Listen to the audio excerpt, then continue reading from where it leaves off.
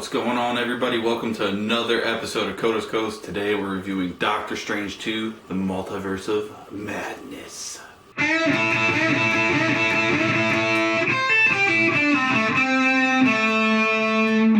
Best way I could sum up this movie if I had to choose one word: messy. Overall, I liked the film. However, this movie kind of suffers from what Sam Raimi went through in Spider-Man 3. Story's all messy. It just seems like he didn't really get to put his vision into the movie that he wanted to. But I'm not going to say it's all the studio's fault on this one.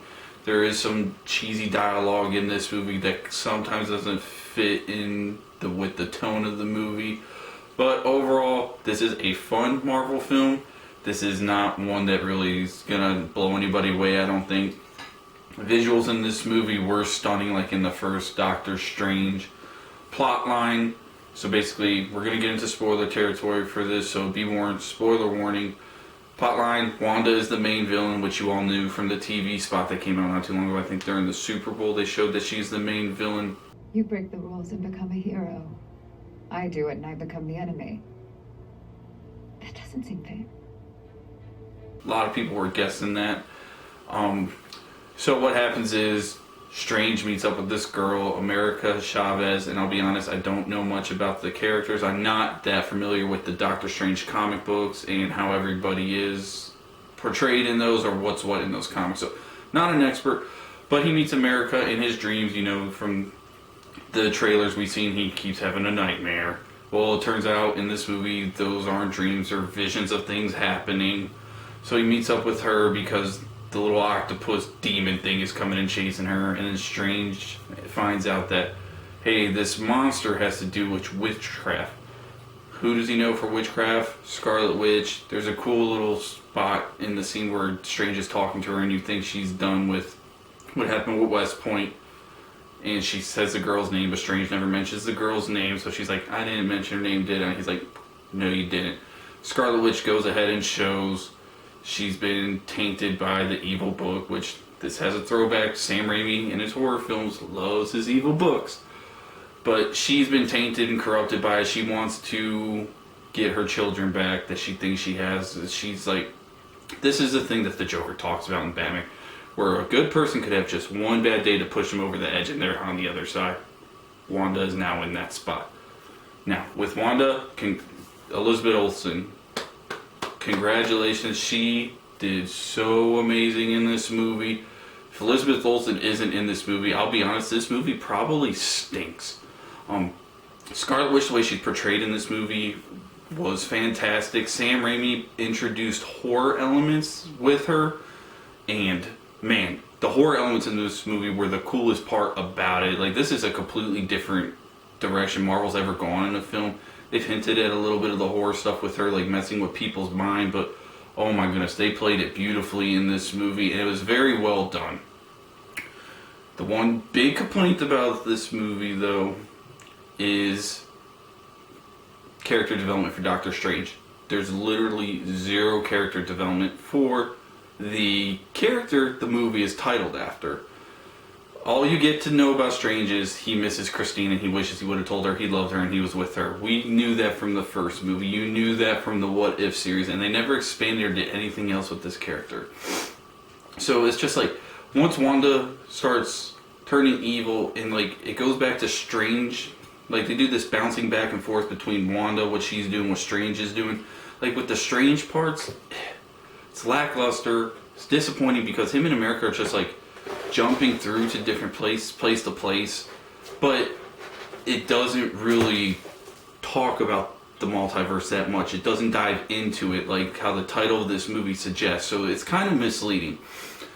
And when I was saying parts about cheesiness, well, like the girl's name is America. Sam Raimi, when she opens up her portals to actually jump through the multiverse because she has these powers she can't control, it's a star. It's a little cheesy, like, haha, okay, whatever. It's not that big of a gripe, but there's, like I said, it's messy. It just, there's jumping in between set pieces, and it doesn't really make that much sense, especially with Strange in America. Strange finally goes to, what is it, Earth 717, Universe 717, Meets Mordo there. Mordo then tricks him, brings him to the Illuminati. Finally, everybody, you got to see everyone's panning for John Krasinski as Reed Richards. Reed Richards is in here with Mordo. We have Captain Carter, Black Bolt, I believe his name was. He was pretty cool. And then you have, the big one that was already spoiled, which they shouldn't have spoiled. Professor X, Charles Xavier, comes in with his comic book accurate floating wheelchair. And gotta say, the score for this movie, fantastic. The score from when Professor X is rolling up into the Illuminati after he says, "We should tell him the truth." Oh my goodness, they hinted at the 90s cartoon theme song, so that part was very cool. Started nerding out really well with that. And this is where the highlight of the movie does take place. When Wanda finally, starts dream walking and comes to this universe, takes over the Wanda Maximoff here. Wanda gets in a battle with the Illuminati, and I see some complaints about it. I understand they wasted the Illuminati pretty quick in this movie, but folks, let me tell you, the kills that Wanda portrays on screen were brutal. I mean, this, like I said, this is something different Marvel's ever done. Like, Sam Raimi is like, we're using this PG-13 and we're taking it all the way to the border of our ladies. Let's go. Black Bolt, he whispers and he kills the Strange from the 717 universe. Cheesy bit of dialogue. John Krasinski's like, "Scarlet Witch, Black Bolt can destroy you with just the whisper of his mouth." And so Scarlet Witch is like, "Oh yeah, I'm going full blown the agent's name." And Matrix does that thing where he shuts Neo's mouth in the dream. She does that. Black Bolt's freaking out, and he just goes, boom, blows out the back of his head. Once I saw that, I was like, whoo, damn, that was cool. That was awesome. She kills Captain Marvel in this universe. She kills all of the Illuminati. The kill she had with Captain Carter, pretty brutal, but not as brutal as what she did to Black Bolt. And the way she killed Professor X in this, man, that was creepy. Professor X gets into Scarlet Witch's mind, tries to free Wanda, who is trapped from the Scarlet Witch herself, battle of the consciousness going on. And then this just red haze of where Scarlet Witch, and then she comes and snaps his neck, was so creepy. And then the chasing in the tunnels, very well done. One of my favorite scenes in the whole movie is when they put the blast door down in front of her, and she uses the reflections, I believe, of the water dripping from the ocean that's above them, and she comes through and jump scares on screen. That was awesome. Then after that, it's a little messy again, just like where they wanted to go. Strange has to go to another universe where the incursion happens. He fights a version of himself that has the third eye. There's a very, very, very cool scene with music and how they're battling. For anybody that's like into music, loves musical scores, when you watch the scene, it's one of the most unique scenes I've seen in a battle scene. I thought it was awesome. Then after that, Strange takes over like the dead body of the person that was in the dream that he saw die, trying to save America and get the book of like the Vishanti, I believe it's called. Then he has his battle with Wanda, and the battle with Wanda isn't that exciting. The final battle scene between them, a little lackluster. I thought it could have been a little bit cooler, a little bit longer. And then Wanda comes to after America learns to channel her powers, puts Wanda back in the reality where she thinks her kids are, and the kids look at her as a monster because she's trying to kill their mother and trying to be their mother, and they're just like, that realization that she is a monster to the kids makes her like snap out of it. Wanda comes back, and then she goes to destroy the temple so nobody can get tempted by like the Dark Rune is what it's called. Get tempted by the Dark Rune. It hints that Wanda's dead, but when the thing is collapsing down and you see it starting to collapse down, you see like her powers kind of explode for a second, so I don't know if she escaped, don't know if she's really dead. I'm hoping the Scarlet Witch isn't dead because she's one of my favorite characters in the Marvel movies right now. And they need to explore her a little bit more because she's like one of the most powerful characters in all of Marvel. And they starting to like explain how strong she is. I'm hoping they're not done with her.